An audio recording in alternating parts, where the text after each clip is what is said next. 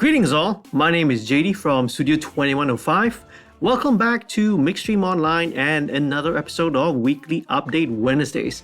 This week's video is going to be covering a live sound question, so stay tuned.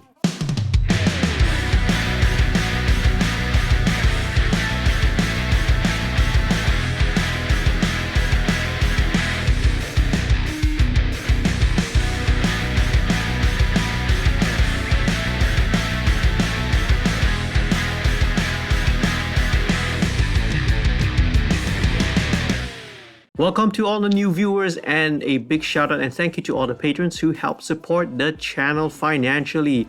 If you are new here, please do click on the subscribe button down there and also click on the notification bell so that you'll be updated every time I put out a brand new video. Do sign up for the email list, and if you want to become a patron, head on down to www.patreon.com/studio2105. I'm trying out something a little bit different this week, different angle, different camera setting and all that. Let me know what you think down in the comments below, whether you love it, whether you hate it. Do you like this or do you prefer some of my older setups and the camera angles that I use in my older videos? Let me know what you think, okay? This week's featured question comes from a Facebook user, and it's more of a live sound question, right, in the context of church audio. Before I made this video, I actually talked to a good friend of mine by the name of Muhammad Farid.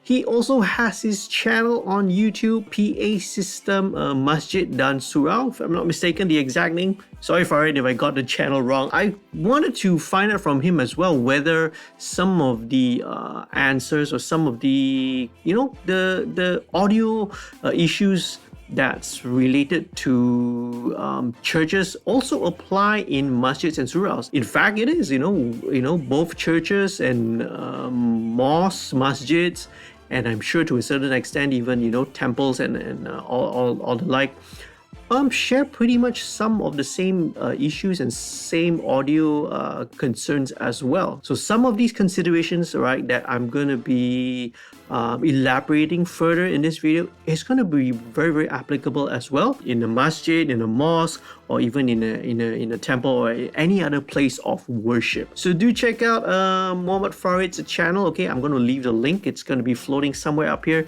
Click on it and check it out and go and subscribe to his channel as well, okay? Do you add reverb or delays to the preacher when the band plays in the background? For example, during the altar call. This is an interesting question related to live sound. Now, I'm going to be the first to admit that my live sound experience is rather limited, and I'm sure there are many other engineers out there who will have a much better idea of what to do in such a situation. Nevertheless, I have done a little bit of live sound, so I'll share how I personally approach this question. My first question would be, is this a FOH, front of house scenario for the congregation, or is this a broadcast for an online audience? Now, with broadcast sound, my approach would be very, very similar to a studio mix. Now, in fact, the advances, right, in live sound, in digital consoles, it's come so far that the line between a studio and live is now rather blurred. Okay, the live environment when you work with digital mixers is sometimes almost indistinguishable from that of the studio.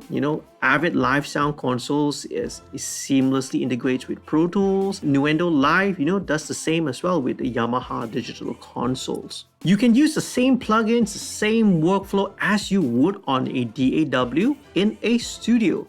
All with low latency performance that's been optimized for live applications. So back to the original question. Now, in a broadcast situation, I will definitely need to add some reverb to the preacher's voice. Otherwise, it will sound a little bit too dry. It sounds a little bit detached. But before you go slapping on a reverb preset, I would consider the actual venue itself. Is it a large cathedral? Smaller, medium-sized wooden church? Is it a mega church kind of a size? Stadium, auditorium size? or maybe it's a church that, that's inside a commercial office space. In my opinion, picking the right type of reverb is equally important, because for me as a viewer, it's going to be jarring, right, visually, if I see a small hall or room, but I hear a huge cathedral or some kind of a stadium style reverb, and vice versa. So do think about the type of reverb as well as the length of the reverb, okay? So that what you hear matches what your eyes see on the screen. One more thing to consider about the broadcast mix. Now, because the sound sources are usually, captured up close, right? The microphones, right, are close mic, and many things such as guitars, bass, keyboards, all that are usually DI'd, right? Recorded via DI. It tends to be dry, right? And this can once again make things sound, disjointed, make things sound separate. Things don't gel together.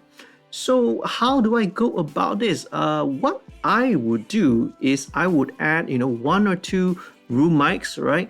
These can be helpful, because what you can do is you can feed some of the ambience into the mix, and as well as, you can also capture the sound of the congregation, especially when they are worshiping together, right? You can capture the sound of the congregation and you can blend it into the mix. This would really help to make the viewer, right, if someone is watching, right, online the broadcast, make them feel like they are right there in the middle of the congregation, in the middle of the church itself, a much more immersive experience for the listener, okay? Now, if you have spare mics, if you have spare channels, give that a try, okay?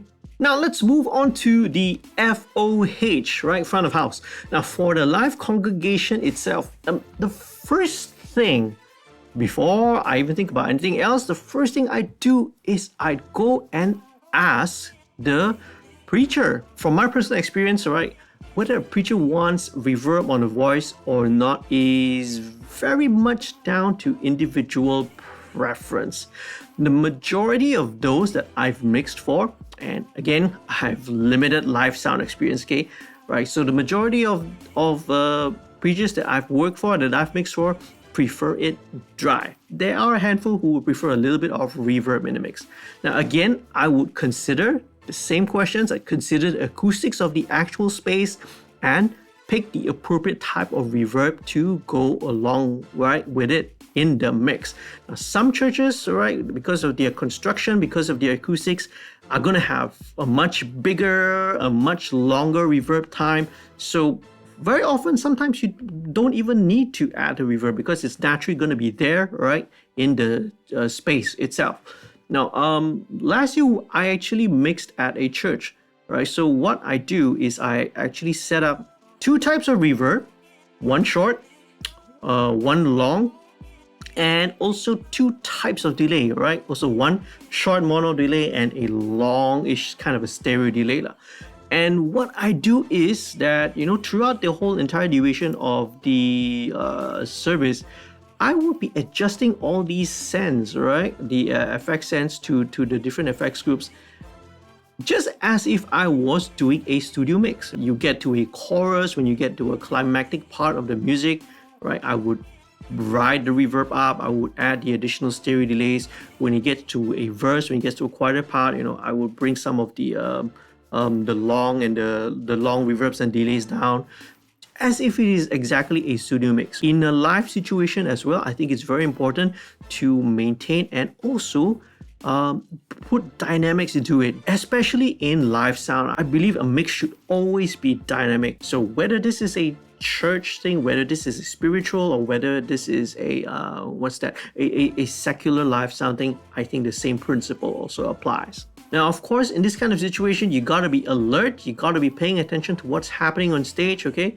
You gotta bring it down when the pastor speaks, okay? All right, you turn down all the delays, you turn down the reverb, and if the preacher starts to sing as well, okay, then maybe you can feed in a little bit of the reverb into the mix. Now, remember that in all this, right, above all else, whatever you do, when it comes to spoken word, when it comes to, right, any kind of spoken word, be it in a church setting or elsewhere, speech intelligibility in this case is paramount, right?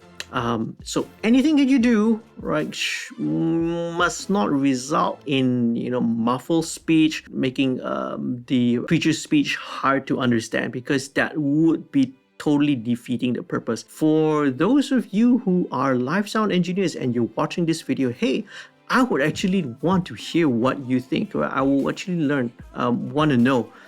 What do you think? What would your approach be when you are, dealing with this kind of situation, this kind of a question? I would love to hear from you. Please leave it down in the comments below, okay? So there you have it, just a short little dive into the question of live sound. Once again, I hope you found this video useful and informative.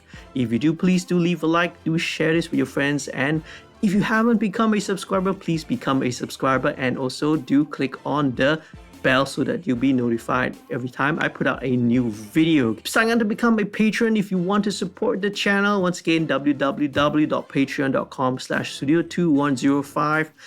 I'll see you again in another video real soon. Stay safe, stay happy, stay healthy, happy recording and mixing. Peace, love, and music.